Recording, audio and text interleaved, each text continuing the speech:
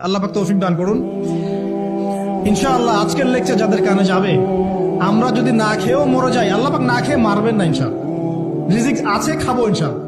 কিন্তু হয়তো বা অভাব হবে, টাকা পয়সা একটু কম হতে পারে, অন্যের 10 তলা ফ্ল্যাট হবে, আমার হবে না, ঠিক আছে, অন্যের এত বিঘা বিঘা জমি আমার হয়তো হবে না। কিন্তু ইনশাআল্লাহ তাআলা এই যে দুনিয়ার মুসাফিরের জীবনটা, এটা মুসাফিরের জীবন না, মুসাফিরের জীবনটা কেটেই যাবে ইনশাআল্লাহ। কাটবে না? যে কোনো ভাবে কেটে তো যাবেই ইনশাআল্লাহ।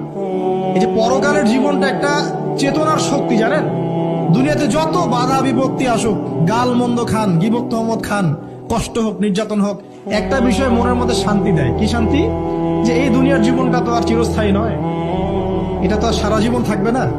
ইনশাআল্লাহ এই অবস্থা আস্তে আস্তে পরিবর্তন হয়ে যাবে। ফাইন্না মাআল উসরি ইউসরা, পরকালে ইনশাআল্লাহ পাবো। দুনিয়াতে না পেলে কি হয়েছে, পরকালে পাবো ইনশাআল্লাহ।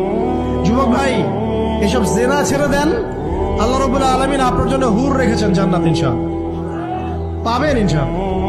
এটা ছেড়ে দেন, সুদ ছেড়ে দেন, আল্লাহ পাক আপনার জন্য হাউজে কাউসার রাখছে ইনশাআল্লাহ, ঠিক আছে। অন্যায় পাপ ছেড়ে দেন, আল্লাহ রাব্বুল আলামিন আপনার জন্য জান্নাত রেডি করে রাখছে ইনশাআল্লাহ। এই দুনিয়ার জীবনটা ধোঁকা, একটা ছোট্ট জীবন, পুরা ধোঁকা, কিচ্ছু নাই এর মধ্যে। আমার কথা